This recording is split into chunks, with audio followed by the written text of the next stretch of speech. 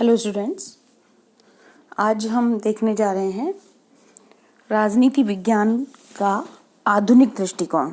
अब तक हम पिछले वीडियो में राजनीति विज्ञान का परंपरागत दृष्टिकोण देख चुके हैं और इस परंपरागत दृष्टिकोण का टाइम हमने ईसा पूर्व 6वीं सदी से लेकर 20वीं सदी के पूर्वार्ध तक का जो टाइम है वो परंपरागत दृष्टिकोणवादियों का या परंपरागत राजनीति विज्ञान का माना जाता है।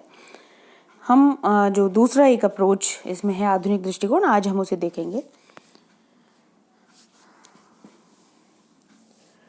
ये हम जानते हैं कि मानव की जिज्ञासा, अच्छा एक बात और कि ये जो दोनों दृष्टिकोण एक बार रिपीट कर लेती हूँ, ये राजनीति विज्ञान के क्षेत्र, अध्ययन पद्धति, उसकी नेचर को लेकर के ये दोनों अलग अलग दृष्टिकोण है। ये पहले मैं बता चुकी हूँ। परंपरागत दृष्टिकोण हम पहले पढ़ चुके हैं, आज हम आधुनिक दृष्टिकोण। तो ये हम जानते हैं कि मानव की जिज्ञासा हमेशा ज़्यादा से ज़्यादा यथार्थ को जानने की रहती है, सत्य को जानने की रहती है। तो 20वीं सदी के प्रारंभ में दूसरे और भी जो समाज विज्ञान थे, जैसे समाजशास्त्र में या मनोविज्ञान में भी और भी कई विषयों में नए नए वैज्ञानिक युक्तियों का प्रयोग हो रहा था, नए नए वैज्ञानिक तरीकों का प्रयोग हो रहा था। तो कुछ राजनीतिक विचारक भी राजनीति विज्ञान को ज़्यादा यथार्थपरक, ज़्यादा वैज्ञानिक बनाने में जुट गए। ये जो विद्वान थे ये परंपरागत राजनीति विज्ञान की काल्पनिकता से और उसके आदर्शवादिता से नाराज थे और राजनीति विज्ञान को ज़्यादा वैज्ञानिक बनाना चाहते थे। जैसे दूसरे विज्ञानों में, दूसरे सब्जेक्ट्स में डेवलपमेंट हो रहा था, तो वो राजनीति विज्ञान में भी करना चाहते थे। कई विचारक 20वीं सदी से पहले भी कुछ शुरुआत कर चुके थे कि राजनीति विज्ञान में जो कुछ भी उसके अध्ययन क्षेत्र में सम्मिलित होता है वो रियल हो। जैसे वॉल्टर वेजहॉट ने इंग्लिश कॉन्स्टिट्यूशन में इस धारणा का खंडन किया कि इंग्लैंड में राजा ही एक्चुअल में राजा सत्ताधारी होता है। सच में ऐसा नहीं होता है, क्योंकि सच में वहाँ पर प्राइम मिनिस्टर के हाथ में सत्ता होती है। शक्ति का वास्तविक प्रयोग प्राइम मिनिस्टर, उसकी मंत्रिपरिषद करती है।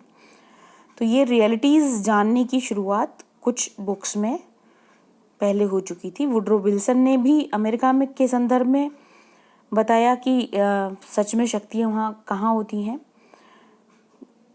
इसी तरह की और भी बुक्स आई, जैसे और भी प्रयास हुए। जैसे 1905 में अमेरिकन पॉलिटिकल साइंस एसोसिएशन की स्थापना हुई, जिसने काफ़ी कोशिशें की राजनीति विज्ञान को ज़्यादा मॉडर्न और ज़्यादा वैज्ञानिक बनाने की। इसके अध्यक्षीय भाषण में ब्राइस हैं, एक अच्छे राजनीतिक वैज्ञानिक ब्राइस। उन्होंने कहा कि राजनीति वैज्ञानिकों का संबंध तथ्यों और सिर्फ तथ्यों से होना चाहिए, फैक्ट से होना चाहिए।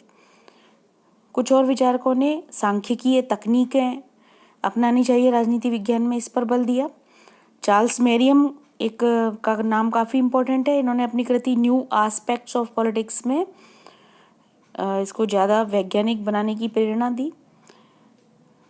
तो ये जो हम आधुनिक दृष्टिकोण का जो टाइम हम गिन सकते हैं, ये 20वीं सदी के पूर्वार्ध से मेनली हम मान सकते हैं।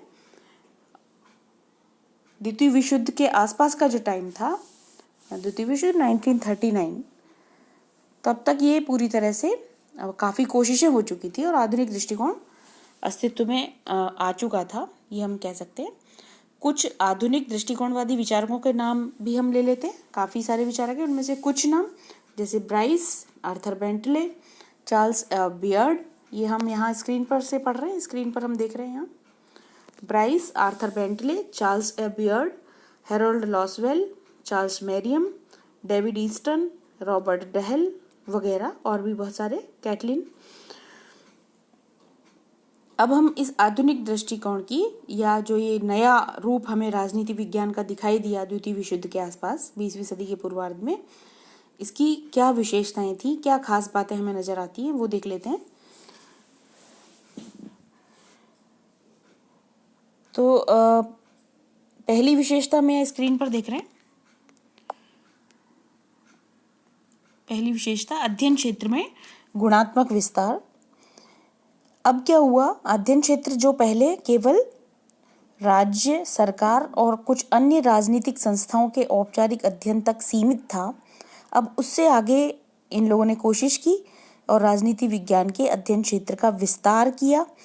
अब इन्होंने इसमें काफ़ी सारी चीज़ें जोड़ने की कोशिश की कि जैसे निर्णय प्रक्रिया या व्यक्ति का राजनीतिक व्यवहार, व्यक्ति के इस व्यवहार को प्रभावित करने वाले गैर राजनीतिक तत्व भी। तो ये सारी चीज़ें और इसमें सम्मिलित की गई। तो अध्ययन क्षेत्र को एक तो विस्तृत बनाया गया और ज़्यादा बेटर बनाया गया। फॉर्मल के बजाय अब रियल पॉलिटिक्स जानने के लिए इसमें नई चीज़ें जुड़ी। तो ये एक नई विशेषता, एक नई बात राजनीति विज्ञान में पैदा हुई कि अध्ययन क्षेत्र में गुणात्मक विस्तार हुआ इस टाइम पे, आधुनिक टाइम पे, आधुनिक दृष्टिकोणवादियों के द्वारा। दूसरी विशेषता कि अब वैज्ञानिकता और वस्तुनिष्ठता पर बल दिया जाने लगा और इन लोगों का, आधुनिक विचारकों का हमेशा प्रयास रहा कि राजनीति विज्ञान ज़्यादा वैज्ञानिक बने और इसकी अवधारणाएं भी दूसरे विज्ञानों की तरह प्रामाणिक हों, सर्टेन हों, निश्चयात्मक हों और इसके लिए वैज्ञानिक अध्ययन पद्धतियां अपनाई जाएं, है ना, जैसे अनुभववादी पद्धतियां अपनाई जाएं, सैम्पलिंग, पर्यवेक्षण, जो भी और वैज्ञानिक पद्धतियां अपनाई जा सकती हैं वो सब इस तरह की अध्ययन पद्धतियां अपना करके सिद्धांत निर्माण किया जाए। तो जितना ज़्यादा और वस्तुनिष्ठता पर बल दिया। वस्तुनिष्ठता हम पहले भी जिक्र कर चुके हैं कि चीज़ें जैसी हैं उनको उसी फॉर्म में देखा जाए। उनको देखते समय, उनको जानते समय, उनकी व्याख्या करते समय अपने खुद के मतों और पूर्वाग्रहों और विचारों का कोई स्थान उसमें नहीं होना चाहिए। तो अब इन्होंने यही कहा कि जब हम जिस भी चीज़ का अध्ययन कर रहे हैं, जिसकी व्याख्या कर रहे हैं, जिसको अपने सिद्धांत में शामिल कर रहे हैं, वो उसको देखने का नज़रिया वस्तुनिष्ठ हो। वैज्ञानिक तरीका यही होता है। तो वैज्ञानिकता और वस्तुनिष्ठता पर बल दिया आधुनिक दृष्टिकोणवादियों ने।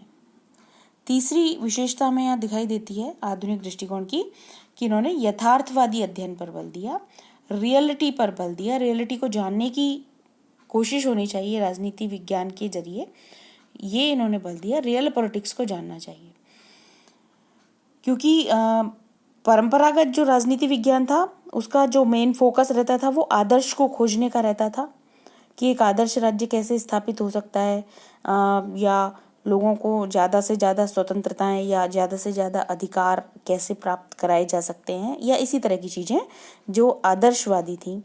या रियल पॉलिटिक्स कैसे चलती है, सच में डिसीजन कैसे होते हैं, सच में कैसे नीतियाँ बनती हैं, वो इसकी तरफ परंपरावादी राजनीति विज्ञान का कोई ध्यान नहीं था, कोई फोकस नहीं था। तो ये आधुनिक जो राजनीतिक विचारक थे, ये राजनीतिक क्षेत्र में घट रही घटनाओं को उनके वास्तविक स्वरूप में जानना चाहते थे। इनका आदर्श से कोई सरोकार नहीं था और ये राजनीति विज्ञान को ज़्यादा रियल, ज़्यादा यथार्थवादी बनाना चाहते थे। चौथी विशेषता आधुनिक दृष्टिकोण की दिखाई देती है, बहुत बड़ी विशेषता, कि ये मूल्य निरपेक्षता पर बल देते थे। इन्हें मूल्यों से कोई सरोकार नहीं था, जबकि परंपरागत दृष्टिकोणवादी मूल्यों से और आदर्शों से ओतप्रोत थे। उनका जो दर्शन था, उनका जो सिद्धांत थे, जो ग्रंथ उन्होंने रचे, वो मूल्यों से भरे हुए थे, आदर्शों से, नैतिकता से भरे हुए थे।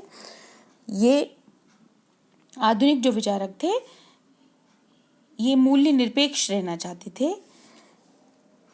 ये नैतिकता, न्याय, स्वतंत्रता जैसे मूल्यों को अपने अध्ययन में कोई स्थान नहीं देना चाहते थे और केवल तथ्यों पर विश्वास रखना चाहते थे। और ऐसा किया इन्होंने कि उन्होंने जो भी अध्ययन किए वो सिर्फ तथ्यों पर बेस्ड हों, इसका ध्यान रखा। तो उन्होंने ये हालांकि बहुत लंबे टाइम तक ये चीज़ नहीं चल पाई थी और बाद में इसमें चेंज आया था, बट इन लोगों ने ये कोशिश की कि राजनीतिक सिद्धांत मूल्य निरपेक्षता पर आधारित हों, मूल्य निरपेक्ष हों, इसमें किसी के वैल्यूज़ या आदर्श या नैतिकता बीच में नहीं आनी चाहिए। पांचवी विशेषता इन्होंने जो दिखाई दी राजनीति विज्ञान की, कि सिद्धांत निर्माण शोध पर आधारित हो। जो भी सिद्धांत बनाए जाएं राजनीति विज्ञान में। पहली बात तो बनाए जाएं, इस पर फोकस था, इस पर जोर दिया इन्होंने कि जैसे दूसरे विज्ञानों में सिद्धांत होते हैं जो शाश्वत होते हैं, इस तरह के सिद्धांत निर्माण होने चाहिए राजनीति विज्ञान में भी, और वो शोध पर आधारित होने चाहिए, रिसर्च बेस्ड होने चाहिए, ताकि वो दूसरे विज्ञानों की तरह ही प्रामाणिक और वैज्ञानिक हो। केवल अपने मतों के द्वारा या अपने विचारों के द्वारा कोई भी स्टेटमेंट दे देना या कोई भी सिद्धांत निर्माण कर देना वो वास्तविक सिद्धांत नहीं कहलाएगा। इनका मानना था कि सिद्धांत निर्माण हो और वो वैज्ञानिक तरीके से हो। छठी विशेषता दिखाई देती है कि इन्होंने अंतर अनुशासनात्मकता पर बल दिया। अंतर अनुशासनात्मक अध्ययन होना चाहिए, इस पर बल दिया। मतलब अनुशासन मतलब हम सरल शब्दों में कहें तो दूसरे विषय। तो उन्होंने कहा कि हमें राजनीति के अध्ययन में अगर दूसरे विषयों की सहायता लेनी पड़े तो ले लेना चाहिए, क्योंकि अब इनका जो अध्ययन क्षेत्र था उसमें मनुष्य का व्यवहार शामिल था, राजनीतिक व्यवहार शामिल था, और उस पर क्योंकि बहुत सारे दूसरे फैक्टर्स गैर राजनीतिक तत्व भी प्रभाव डालते हैं, जैसे आर्थिक तत्व या सामाजिक तत्व या पारिवारिक तत्व। जैसे किसी व्यक्ति की सामाजिक स्थिति क्या है या आर्थिक स्थिति क्या है या पारिवारिक स्थिति क्या है, इससे उसका राजनीतिक व्यवहार निश्चित होता है। तो अगर उसके संपूर्ण राजनीतिक व्यवहार को जानना है तो हमें दूसरे विषयों या अनुशासनों, एक ही बात है, का सहयोग लेना आवश्यक है। ऐसा इन लोगों ने इस पर जोर दिया कि राजनीति विज्ञान को दूसरे विषयों की सहायता लेने में नहीं हिचकना चाहिए, उनका सहायता ले लेनी चाहिए। सातवीं बात आधुनिक दृष्टिकोण की कि ये राजनीति विज्ञान की स्वायत्तता में विश्वास रखते हैं। हालांकि ये अन्य विषयों की सहायता लेना चाहते हैं, पर राजनीति विज्ञान को एक स्वायत्त मतलब इम्पोर्टेंट इंडिपेंडेंट विषय मानते हैं। इसके पीछे इनका तर्क है कि राजनीति विज्ञान का क्षेत्र अलग है और दूसरे समाज विज्ञान भी राजनीति विज्ञान की सहायता लेते हैं, तो वो भी स्वायत्त ही हैं और राजनीति विज्ञान भी स्वायत्त है। इससे इसको कोई प्रश्न चिन्ह मतलब अंतर अनुशासनात्मकता अपना लेने से राजनीति विज्ञान को कोई खतरा नहीं है, ऐसा ये जस्टिफाई करते हैं। आठवीं बात, आधुनिक दृष्टिकोण एक विकासशील दृष्टिकोण है। आधुनिक दृष्टिकोण एक विकासशील दृष्टिकोण है, क्योंकि ये विकासशील जो अच्छे की तरफ चेंज होते रहता हो, डेवलपमेंट इसी को कहेंगे। तो आधुनिक दृष्टिकोण पहले व्यवहारवाद के रूप में व्यक्त हुआ, ये हम पढ़ेंगे व्यवहारवाद को आगे, कि शुरुआत में द्वितीय विश्व युद्ध के आसपास जो आधुनिकता प्रकट हुई राजनीति विज्ञान में, वो एक व्यवहारवादी क्रांति के रूप में, व्यवहारवादी आंदोलन के रूप में प्रकट हुई। मतलब व्यवहारवाद सामने आया जो तथ्यों और वैज्ञानिकता पर बल देता था, पर थोड़े ही टाइम बाद मतलब 1960 से इसमें परिवर्तन आया और फिर एक दूसरा नया आंदोलन प्रकट हुआ, उत्तर व्यवहारवाद, जो वैज्ञानिकता के साथ साथ मूल्यों को भी अपनाने का आग्रह रखता है। ये हम उत्तर व्यवहारवाद को भी बाद में पढ़ेंगे। तो कुल मिलाकर के ये जो आधुनिक दृष्टिकोण है ये समय के साथ चेंज होने की कैपेसिटी रखता है, क्योंकि ऐसा इसने दिखाया भी है। व्यवहारवाद से उत्तर व्यवहारवाद की तरफ गति करता रहा है, डेवलपमेंट करता रहा है, डेवलप होता रहा है। तो इसी को आधुनिक दृष्टिकोण कहा जा सकता है, जो समय के साथ अपने परिवर्तन करने के लिए तैयार हो। तो ये आधुनिक दृष्टिकोण राजनीति विज्ञान में प्रकट हुआ था द्वितीय विश्व युद्ध के आसपास, उससे थोड़ा सा जस्ट पहले 20वीं सदी के पूर्वार्ध से। शुरुआत और पहले से हो गई थी, बट अच्छी तरह से विकसित ये द्वितीय विश्व युद्ध के आसपास बना, और इसमें टाइम टू टाइम बाद में चेंजेस भी आते रहे हैं।